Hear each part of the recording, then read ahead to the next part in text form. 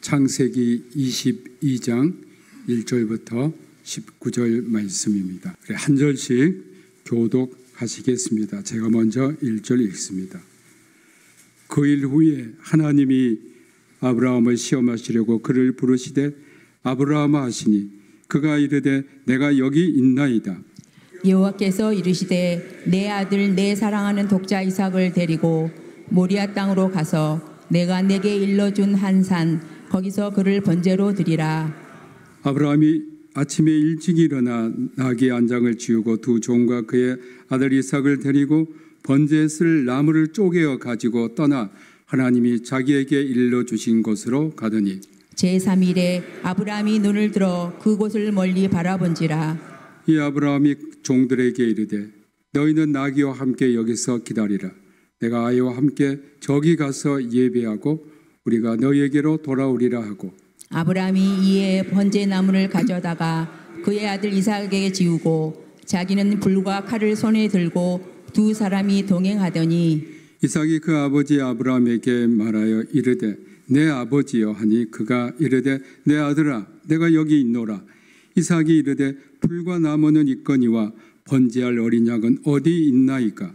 아브라함이 이르되 내 아들아 번제할 어린 양은 하나님이 자기를 위하여 친히 준비하시리라 하고 두 사람이 함께 나아가서 하나님이 그에게 일러주신 곳에 이른지라. 이에 아브라함이 그곳에 제단을 쌓고 나무를 버려놓고 그의 아들 이삭을 결박하여 제단 나무 위에 놓고 손을 내밀어 칼을 잡고 그 아들을 잡으려 하니 여호와의 사자가 하늘에서부터 그를 불러 이르되 아브라함아 아브라함아 하시는지라. 아브라함이 이르되 내가 여기 있나이다 하매 사자가 이르시되 그 아이에게 내 손을 대지 말라. 그에게 아무 일도 하지 말라. 내가 내 아들 내 목자까지도 내게 아끼지 아니하였으니 내가 이제야 내가 하나님을 경외하는 줄을 아노라. 아브라함이 눈을 들어 살펴본즉 한 순양이 뒤에 있는데 뿌리 숯불에 걸려 있는지라. 아브라함이 가서 그 순양을 가져다가 아들을 대신하여 번제로 드렸더라. 아브라함이 그 땅 이름을 여호와이레라 하였으므로 오늘날까지 사람들이 이르기를 여호와의 산에서 준비되리라 하더라. 여호와의 사자가 하늘에서부터 두 번째 아브라함을 불러 이르시되 여호와께서 이르시기를 내가 나를 가리켜 맹세하노니 내가 이같이 행하여 내 아들 내 독자도 아끼지 아니하였은즉 내가 네게 큰 복을 주고 네 씨가 크게 번성하여 하늘의 별과 같고 바닷가의 모래와 같게 하리니 네 씨가 그 대적의 성문을 차지하리라. 또 내 씨로 말미암아 천하 만민이 복을 받으리니 이는 내가 나의 말을 준행하였음이니라 하셨다 하니라. 19절 같이 읽겠습니다. 이에 아브라함이 그의 종들에게로 돌아가서 함께 떠나 브엘세바에 이르러 거기 거주하였더라. 아멘. 잠시 묵상으로 기도하겠습니다. 하나님 아버지 감사합니다. 시간 성령 우리 가운데 임재하여 주시고 성령으로 우리 모든 심령을 기름 부어 주옵소서. 우리의 영의 길을 열어주시고 우리의 영의 눈을 뜨게 하셔서 주님의 음성을 듣고 주님을 보는 주님과 교통하는 은혜의 시간, 성령으로 충만한 시간으로 인도하옵소서. 예수님 이름으로 기도합니다. 아멘. 우리 기도를 분석해 보면 우리는 하나님께 달라는 것이 참 많습니다. 그래서 주님 강하게 주님 주시옵소서라고 기도합니다. 그런데 우리가 성령 받기 원하고 성령으로 충만해지려면 먼저 버려야 할 것과 끝내야 할 것을 깨끗이 청산해야 합니다. 버리고 끊지 않으면서 성령을 받고 성령으로 충만해지기 원하는 것은 우리의 욕심을 채우고 그 위에 성령을 더 채우려는 것입니다. 그러나 신앙의 법칙은 하나님께 달라고 하기 전에 내려놓고 버려야 할 것이 더 많다는 겁니다. 진정 내려놓고 버릴 때에 하나님께서 원하시는 것으로 우리에게 채워주십니다. 하나님께서 우리에게 원하시는 것은 세상에 속한 것 것도 취하고 하나님께 속한 것도 취하는 것이 아닌 오직 하나님께 속한 것을 취하는 겁니다. 오늘 본문에 나오는 아브라함은 이런 신뢰를 우리에게 보여줍니다. 사람 어렵고 힘들게 살 때보다 편안하고 부유하게 살 때 신앙에서 떠나기 쉽습니다. 육신의 안락, 무엇인가를 성취한 다음에 인간에게는 망가질 가능이 힘들 때보다 훨씬 더 많습니다. 본문 1절에 그 일 후에가 나옵니다.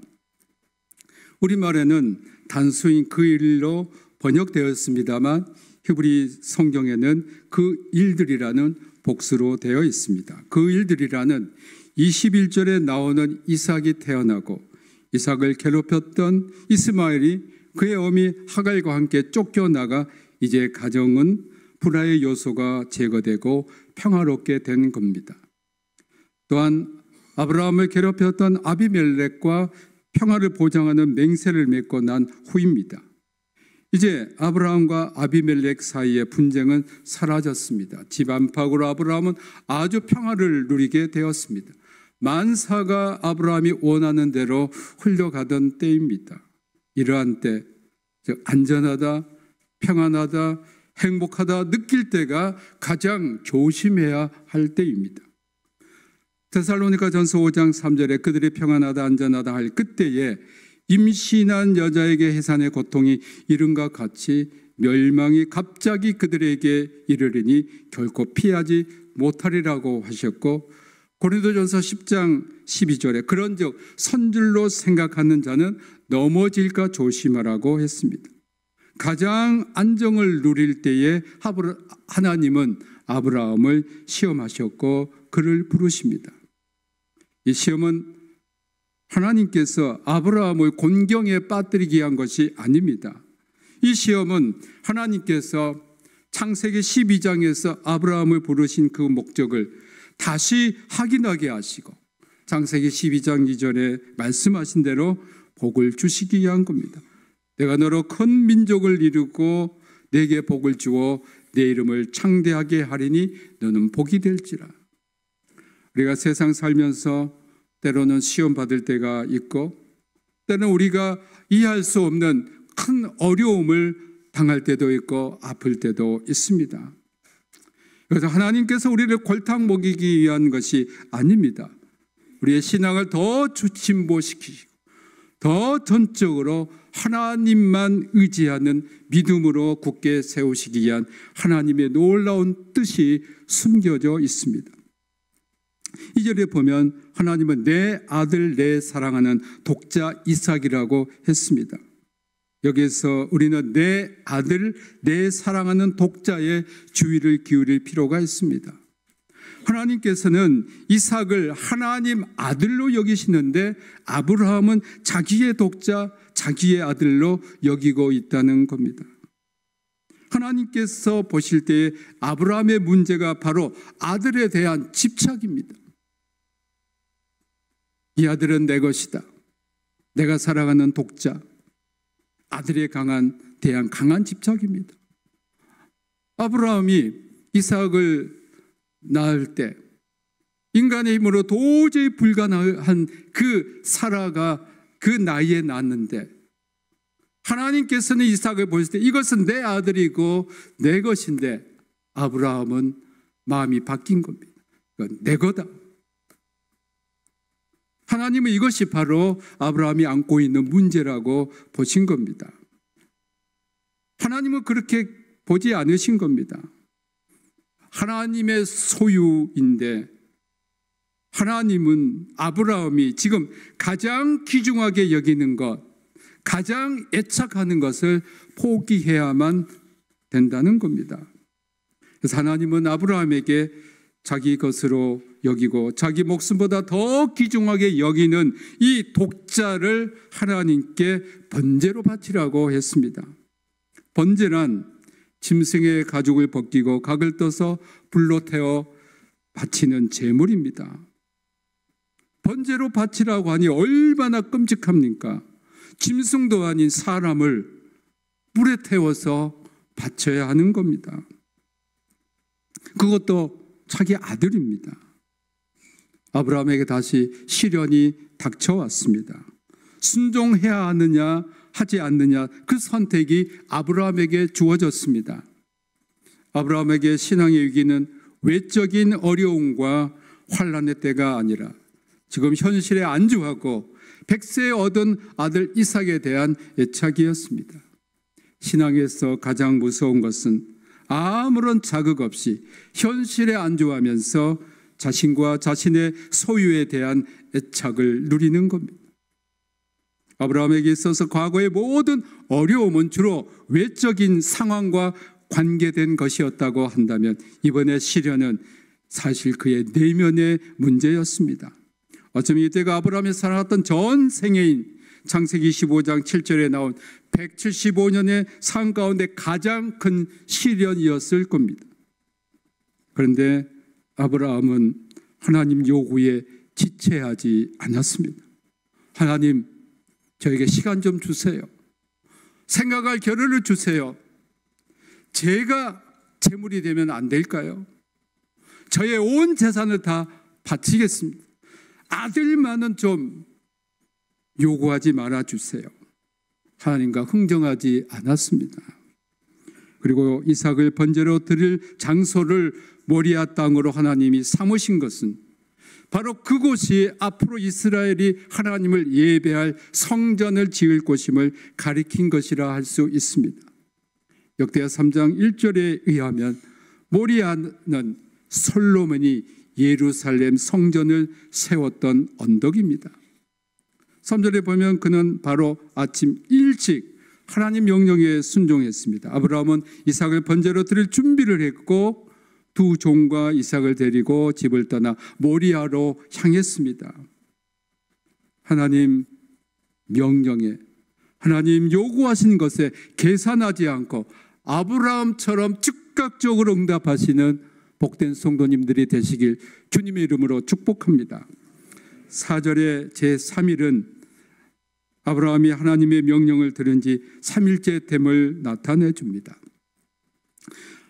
아브라함이 살고 있는 브엘세바에서 모리아까지 약 60km이니 하나님의 명령을 듣고 바로 채비에서 바쁘게 가면 도착할 수 있는 거리입니다.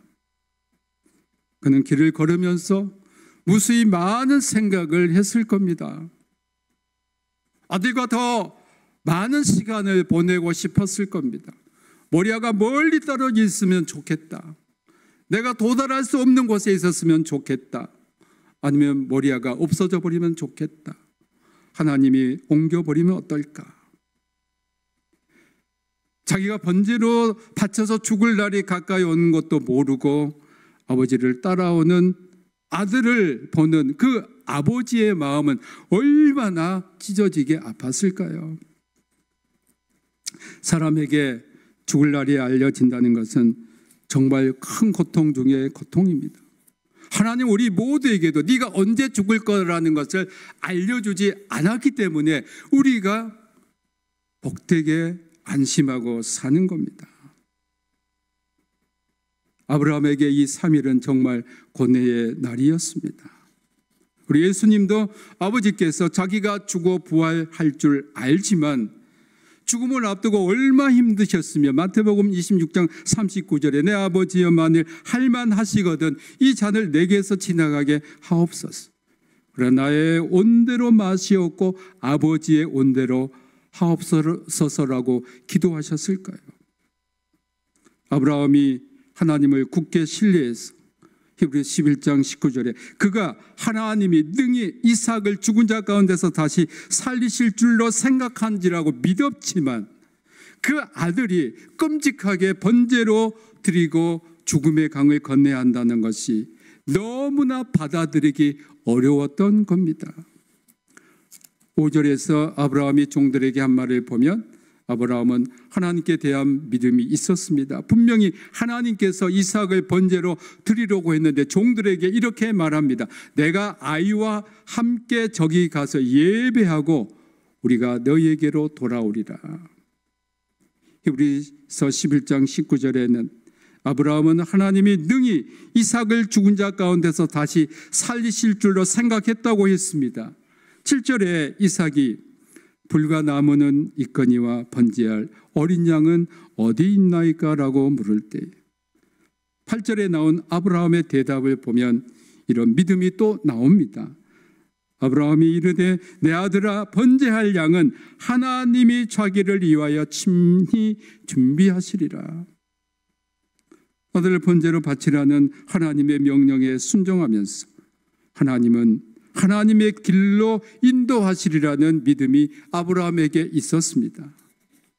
히브리서 11장 1절에 믿음은 바라는 것들의 실상이라고 했는데 아브라함은 이런 믿음이 있었습니다. 사랑하는 성도 여러분, 우리가 앞으로 어떻게 될지 모릅니다. 그러나 하나님께서는 분명 우리를 위해 하나님의 방법으로 하나님의 길로 준비하고 계신다는 믿음으로 나아가시길 주님의 이름으로 축복합니다. 9절에 보면 아브라함과 이삭이 번제를 드릴 장소에 도착합니다. 그리고 제사할 모든 준비를 했습니다. 번제의 제물도 사실 준비된 겁니다. 그것은 다름 아닌 아브라함이 가장 사랑하는 목숨과도 바꿀 수 없는 이삭입니다. 그러나 아직 하나님은 드릴 제물을 준비하지 않았습니다. 나타나지 않았습니다. 아브라함은 상당히 기다렸을 겁니다. 하나님이 혹시 양 하나 보내주지 않을까? 결국 하나님 말씀 순종하기로 하고 그의 아들을 결박해서 제단 나무 위에 놓았습니다. 사랑하는 우리 성도 여러분, 하나님께서 우리에게 이 말씀을 통해서 말씀하시고자 하는 것이 무엇일까요? 저는 이 말씀을 읽고 묵상하면서 제단 위에 바쳐져야 할 제물이 바로 내 자신임이 하나님께서 나에게 말씀하셨습니다. 네가 제단에 바쳐져야 한다. 하나님 앞에서 철저히 깨지지 않는 너의 이기심과 과거의 상처와 아직과 네가 중요하게 여기고 있는 것들, 네의 재능, 모든 은사와 명예와 지위와 그 사명, 네가 수십 년간 마음에 쌓인 그 견고한 진을 제단에 바치지 않는 난 너는 하나님의 사랑하는 종이라 할 수 없다. 그런 마음을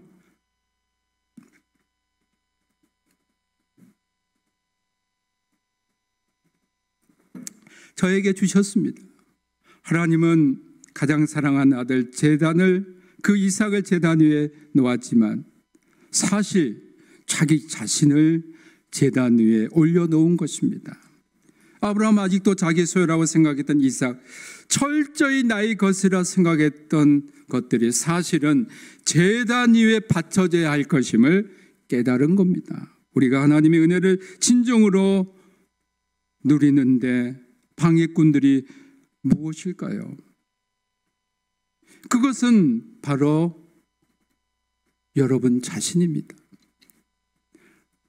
여러분의 것이라고 생각하는 것들, 내 것이라고 여기는 것들, 자식과 자신이 가진 소유와 습관적인 죄와 음란과 교만과 시기와 질투와 고집과 이기심과 거짓과 이성과 나쁜 습관, 이러한 것들을 우리가 주님의 제단, 번제단 위에 내려놓지 않는 한 우리 하나님께서 주시고자 하는 그 놀라운 은혜, 평화와 기쁨과 그 복을 누릴 수가 없습니다. 사랑하는 우리 성도 여러분, 오늘 이 아침에 여러분 자신을 진정으로 하나님 제단 위에 내려놓으시기를 주님의 이름으로 축복합니다. 우리가 진정 아브라함처럼 우리의 모든 은사와 재능과 명예와 지혜에 대해서 죽을 때 하나님이 우리를 다시 새롭게 해 주실 줄로 믿습니다. 우리가 하나님과 관계에서 가장 문제되는 것은 여러분의 아내, 여러분의 자식들, 여러분의 주위에 있는 환경들, 그 주위에 있는 사람들이 아닙니다. 바로 여러분 자신입니다. 바로 우리 자아가, 우리 자신이 언제나 살아서 펄펄 뛰고 있기에 하나님은 그 자신을 제단에 내려놓으라고 하신 겁니다. 그래서 사도 바울은 갈라디아서 2장 20절에 내가 그리스도와 함께 십자가에 못 박혔나니 그런즉 이제 내가 사는 것이 아니요 오직 내 안에 그리스도께서 사시는 것이라. 이제 내가 육체 가운데 사는 것은 나를 사랑하사 나를 위하여 자기 자신을 버리신 하나님의 아들을 믿는 믿음 안에 사는 거라고 담대하게 고백했습니다. 하나님 제단 위에 자신을 올려놓는 것, 이것이 바로 그리스도와 함께 십자가에 못 박히는 것이 아니겠습니까? 오늘 이 시간이 바로 여러분 자신을 온전히 하나님의 제단 위에 번제로 드리는 시간이 되길 주님의 이름으로 축복합니다. 하나님이 원하시는 것은 그의 아들을 결박하여 제단 나무 위에 올려놓는 것까지가 아니었습니다. 10절에는 아브라함이 이삭을 바치기 위해 칼을 잡고 그 아들을 잡으려고 이제 죽이려고 하는 겁니다. 그때 하나님께서 정말 그는 하나님께 온전한 포기, 온전한 내려놓음, 온전한 순종을 한 겁니다. 이제 아들을 하나님께 제물로 드리려는 그 순간입니다. 11절에 하나님은 이 절체절명의 위기에 아브라함을 불렀습니다. 아브라함아 아브라함아 그 아이에게 손을 대지 말라. 그에게 아무 일도 하지 말라고 하셨습니다. 하나님 아들을 바치려는 그 순간에 12절에 내가 내 아들 내 독자까지도 내게 아끼지 아니하였으니 내가 이제야 내가 하나님을 경외하는 줄을 아노라고 하셨습니다. 내게 아끼지 아니었다는 그 원문의 뜻은 나를 위해서 소중히 여기지 않았다는 겁니다. 하나님을 위해서 이삭을 소중히 여기지 아니했을 때 하나님이 아브라함이 이삭이 바로 너의 아들, 너의 독자라는 것을 진정으로 인정해 주신 겁니다.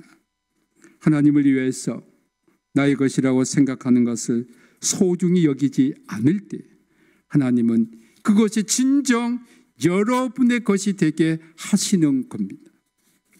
사랑하는 성도 여러분, 여러분의 가장 중요한 것이 무엇입니까? 이것이 하나님의 번제단에 바쳐질 때에 하나님은 그것을 하나님의 것으로 여겨주시고 진정으로 여러분의 것이 되게 해주십니다. 여러분이 가장 소중하게 여기는 것을 포기할 때, 내려놓을 때, 번제단에 드릴 때 그때서야 우리는 그것으로부터 자유하게 되고 하나님께서 그것이 진정 여러분의 것이 되게 해 주실 줄 믿습니다. 하나님은 아브라함의 이런 행위를 보시고 그가 얼마나 하나님을 사랑하고 순종하는지 알았습니다. 13절에서 보면 8절에 아브라함이 하나님이 자기를 위하여 친히 준비하시라는 말이 그대로 이루어짐을 볼 수 있습니다. 불이 수풀에 걸린 순양 한 마리가 아브라함의 뒤에 있었고 이 양을 이삭을 대신해서 번제로 드린 겁니다. 14절에 아브라함은 그 땅 이름을 여호와 이레 여호와께서 준비하셨다라고 했습니다. 인간의 지각을 넘어서 일하시는 하나님은 아브라함에게만 아니라 지금도 여러분 가운데 일하고 계십니다. 여호와 이레의 하나님이 여러분의 진정한 신앙 고백이 되길 주님의 이름으로 축복합니다. 15절부터 18절은 하나님의 시험을 통과한 아브라함에게 내린 복을 말씀합니다. 17절 18절엔 내가 내게 큰 복을 주고 내 씨가 크게 번성하여 하늘의 별과 같고 바닷가의 모래와 같게 하리니 내 씨가 그 대적의 성문을 차지하리라. 또 내 씨로 말미암아 천하 만민이 복을 받으리니 이는 내가 나의 말을 준행하였음이니라 하셨다. 이 능력 있는 약속은 아브라함과 그의 후손에 대한 것입니다.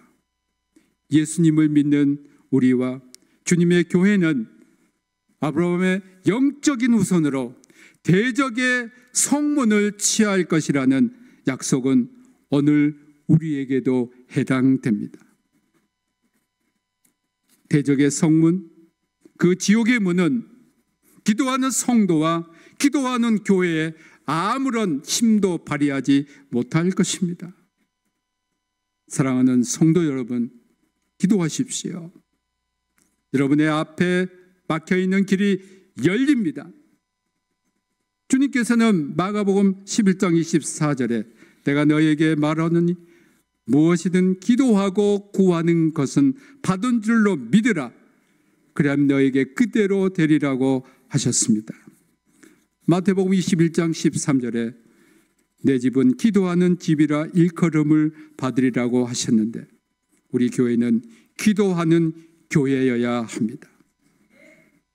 저의 목회의 가장 중요한 것은 저는 기도입니다. 저는 다른 건 할 줄 모르지만 기도는 할 줄 압니다.